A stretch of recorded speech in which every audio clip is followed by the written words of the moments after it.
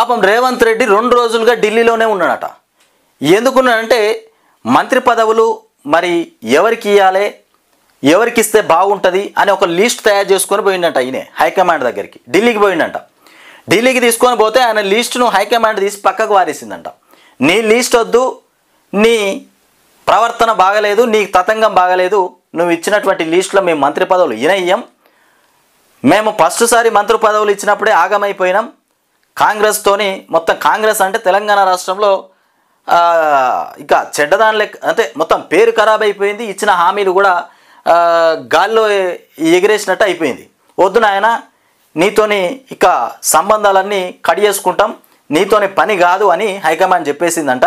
మొత్తానికి ఇక హుటాహుటిన బట్టి విక్రమార్కను ఉత్తమ్ కుమార్ని ఇద్దరిని కూడా ఢిల్లీకి పిలిపించుకున్నారట. మరి వాళ్ళతోనే ఒక క్లారిటీ తీసుకొని మంత్రి పదవులు ఎవరికి ఇవ్వాలి, ఎవరికి ఏ శాఖలకు చెప్పాలి అనేటువంటి అంశాల మీద హైకమాండ్ వాళ్ళిద్దరితో చర్చలు కొనసాగిస్తుందట. కానీ 2 రోజులుగా రేవంత్ రెడ్డి ఢిల్లీలో ఉంటే 2 రోజులుగా కూడా రాహుల్ గాంధీ అపాయింట్మెంట్ ఇవ్వలే, కలవలే ఈయనకు. ఇక ఖర్గే, కేసీ వేణుగోపాల్తో రేవంత్ భేటీ. ఇక కొలిక్కిరాని మంత్రుల శాఖలు అట్లాగే అనూహ్యంగా బట్టి ఉత్తమ్లకు కూడా పిలుపునివ్వడం జరిగింది. ఇక సీఎం రేవంత్ రెడ్డి ఢిల్లీ పర్యటనకు వెళ్లిన సంగతి తెలిసిందే. 2 రోజులుగా ఢిల్లీలో పార్టీ పెద్దలతో సమావేశం అవుతున్నారు. 2 రోజులుగా ఢిల్లీలోనే సీఎం మకాం వేశారు.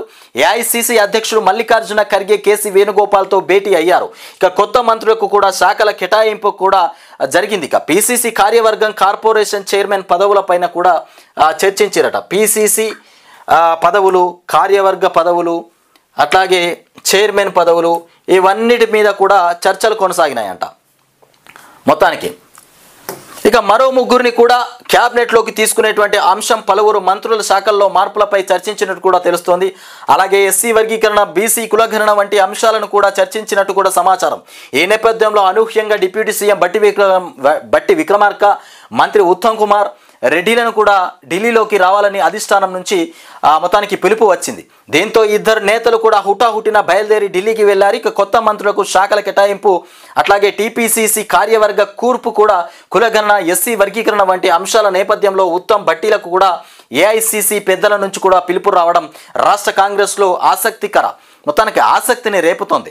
ముఖ్యమంత్రి రేవంత్ రెడ్డి ఢిల్లీలో ఉండగానే మొత్తానికి పీసీసీ కార్యవర్గాన్ని అధిష్టానం ప్రకటించింది. ఇక ఇప్పుడు వీరిద్దరికి పిలుపు రావడంతో కొత్త మంత్రులకు శాఖలను కేటాయింపు అంశంపైనే చర్చిస్తారా లేదా మంత్రుల శాఖల్లో మార్పులపై చర్చించేందుకు కూడా పిలిచారా అనేది చేయాల్సి ఉంది. మొత్తానికి ఇక్కడ సందేహం ఏంటంటే, మరి డౌట్ ఏంటంటే ఉత్తమ్ కుమార్ను బట్టి విక్రమార్కను ఇద్దరిని కూడా పిలవడానికి కారణం ఏంది, మరి ఏం జరగబోతుంది అక్కడ? రేవంత్ రెడ్డిని కాదని మరి వీళ్ళిద్దరిని కూడా ఎందుకు పిలిచిండ్రు? మరి వీళ్ళతోని శాఖల్లో ఏమైనా మార్పులు జరిగే అవకాశం ఉందా, లేకపోతే ఇంకా 3 ఖాళీగా ఉన్నటువంటి మంత్రి పదవులు మరి ఎవరికి అప్పచెప్తారు? మరి రేవంత్ రెడ్డికి ఏమైనా దెబ్బ తాకే అవకాశం ఉందా, రాజకీయ దెబ్బ తాకే అవకాశం ఉందా, మరి రేవంత్ రెడ్డిని తీసి పక్కకు పెట్టే అవకాశం ఉందా?